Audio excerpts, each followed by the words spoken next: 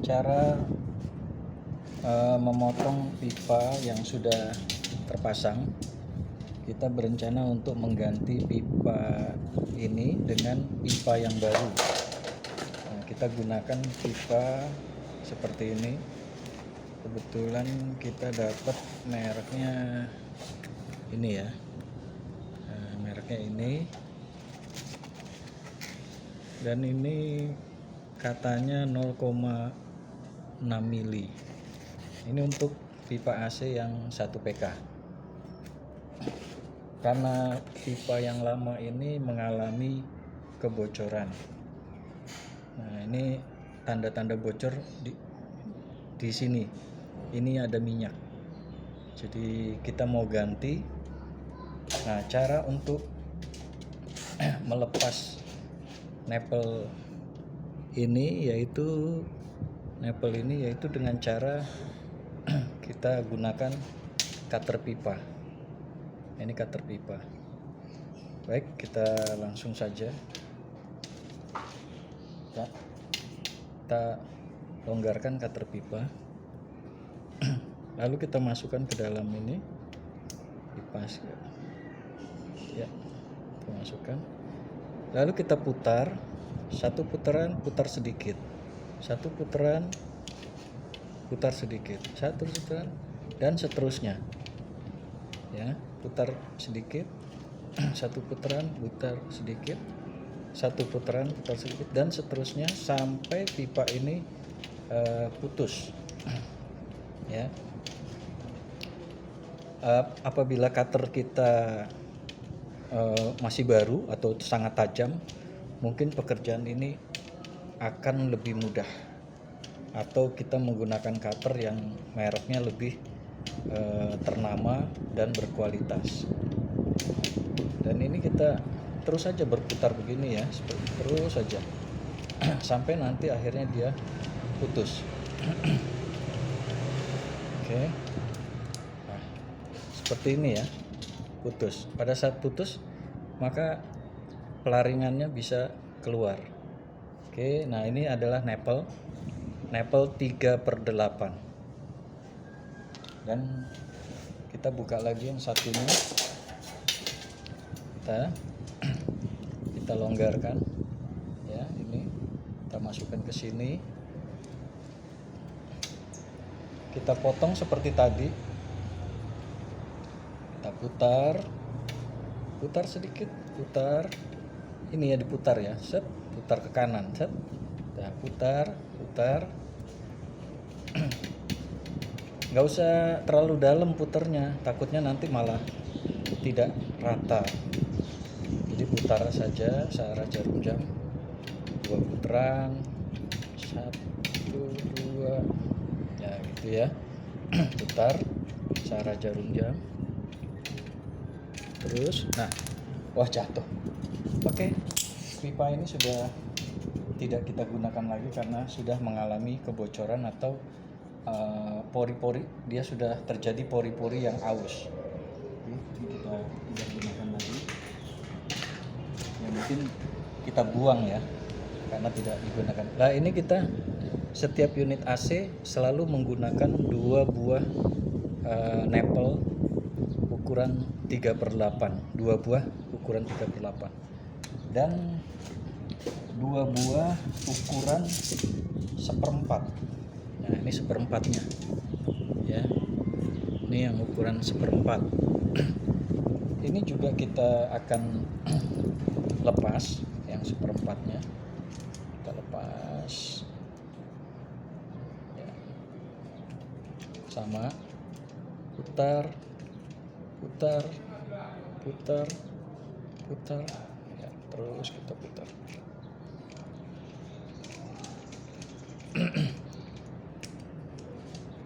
Ya,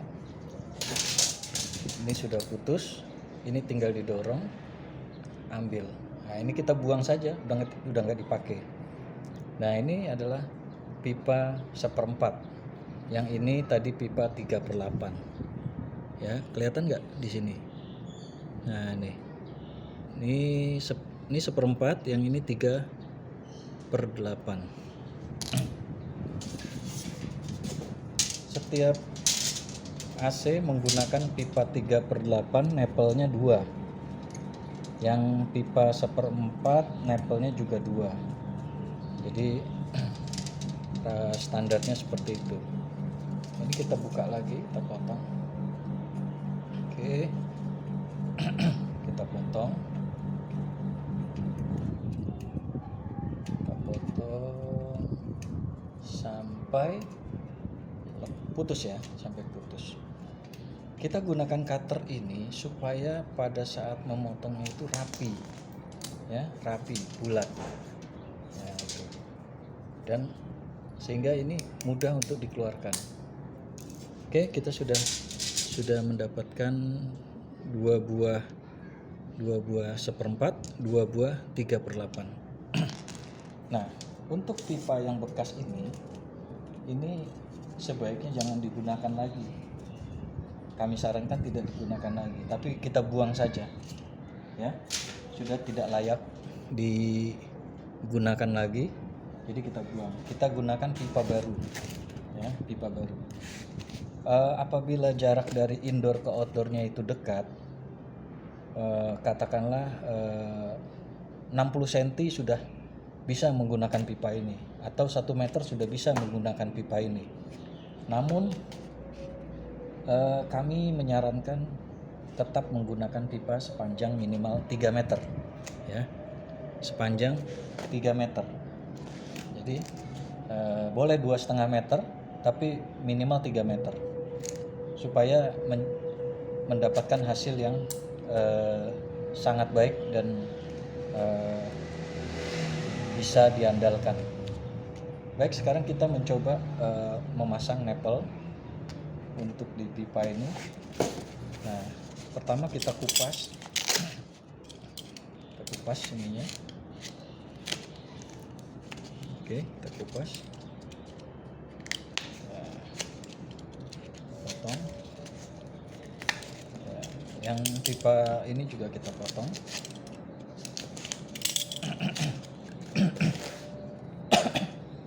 Nah, di sini kita melihat pipanya belok. Jadi ini kita coba luruskan dulu. Nah, di sini saya menggunakan alat yang mungkin sangat sederhana, ya. Ini flaring. Nah, ini flaring, dia satu set dengan swagging. Ini swagging, ini flaring. Nah, jadi ini untuk menjepit pipa. Jadi ini alat ini sangat sederhana, untuk yang mempunyai budget yang sangat minim, kita gunakan alat sederhana ini. Namun menggunakan alat yang sangat sederhana ini butuh ketelitian yang harus lebih ditingkatkan dibanding menggunakan alat yang special tool. Karena itu kita tidak perlu lagi ketelitian, namun alat tersebut sudah sangat standarisasi, standarisasi dan tingkat ketelitiannya sudah disesuaikan oleh alat tersebut. Tapi kalau kita menggunakan alat ini, justru kita yang harus punya ketelitian yang sangat tinggi.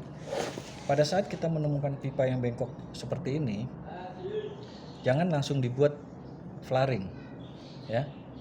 Jadi ini alat flaringnya, ya. Ini flaring. Ini alat jepitnya. Jadi jangan langsung digunakan, tapi kita coba masukkan, kemudian kita luruskan di sini, kita luruskan. Nah, di sini kelihatan bengkok, kita ratakan dulu, kita ratakan. Nah, ini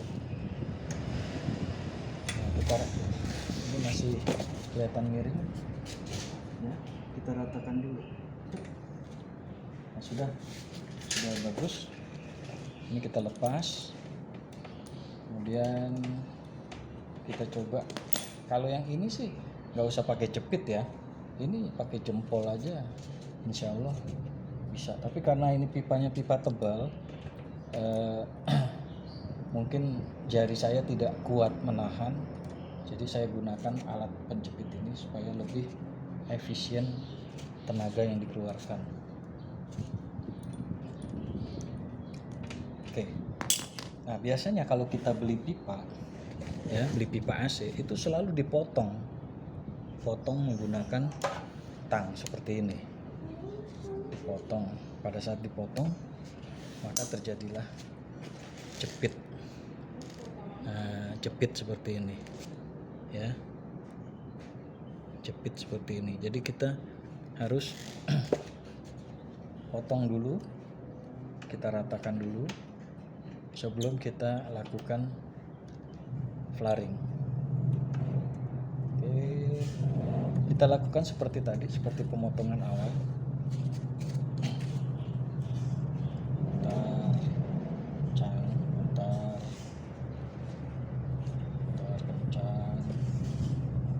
Putar lagi kencang, putar, ya, putar sampai dia putus, ya, sampai dia putus. Ini maaf ya kalau suara saya mungkin kurang terdengar, namun yang penting visual, ya, visual juga mungkin apa kurang jelas, ini mohon maaf juga ini. Mudah-mudahan tidak terganggu karena ini saya lakukan di rumah konsumen, jadi langsung praktek di lokasi. Oke, karena ini 0,6 ya, lumayan ya, agak tebal ya, ini agak tebal banyak, sudah potong dan ini sudah rata. Dan yang pipa 1/4 juga kita potong, sama seperti perlakuan pada pipa 3/8. Kita lakukan, tidak usah terburu-buru, pelan-pelan tapi pasti. Oke, kita potong pelan-pelan. Nah, ini karena pipanya tebal, jadi agak lama, agak keras. Tapi saya sarankan untuk yang ingin belajar lebih ringkas, gunakan alat flaring tools yang sudah berkualitas, ya, yang sudah berkualitas sehingga dalam pekerjaannya tidak merepotkan. Baik, kita lanjut ambil nepel yang ukuran 3/8, kita masukkan ke pipa 3/8. Untuk nepel yang ukuran 1/4 kita masukkan ke nepel yang 1/4. Oke ya, 3/8 ke 3/8, yang 1/4 ke 1/4. Oke, kita akan flaring, ya. Kita akan coba flaring. Itu pertama kali kita jepit dulu di sini. Kita jepit di sini. Lalu kita kasih lebih di sini. Jangan terlalu dalam, kasih lebih, ya, kasih lebih. Nah, kemudian kita jepit di sini yang kuat agar nanti tidak meleset. Oke, kita kencangkan di sini. Ini kita tahan pakai ini, ya. Bisa kita tahan dulu, kita jepit. Oke. Setelah jepit, di sini ada anak matanya. Ini kita masukkan ke dalam titik tengah lubang, ya, seperti ini, ya, seperti ini kita masukkannya. Oke, ya, seperti ini. Kemudian kita putar. Oke, kita putar. Ini, ya, kita putar.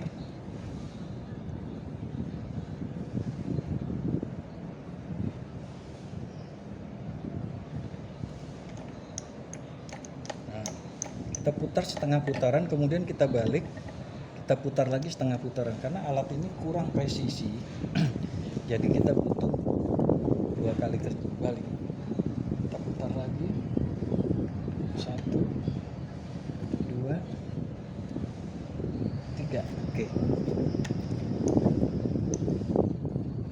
Untuk yang menggunakan alat ini harus dilatih dulu, ya, karena susah-susah gampang. Baik, kita lepas, kita kendorkan. kemudian kita keluarkan, maka flaringnya sudah jadi seperti ini ya. Flaringnya sudah jadi seperti ini. Jangan terlalu besar dan jangan terlalu kecil, jadi kita samakan dengan flaring. Nah ini yang ini yang lama kurang lebih hampir sama ya, kurang lebih hampir sama. Oke. Sekarang kita flaring yang pipa seperempat. Kalau seperempat ini agak lembek ya, agak mudah. Ini dilebihkan kira-kira 2 mili, kemudian kita kencangkan di sini, sama seperti tadi perlakuannya, kencangkan, kemudian kita pasang swagging. Nah, oke, kita putar, kita swagging.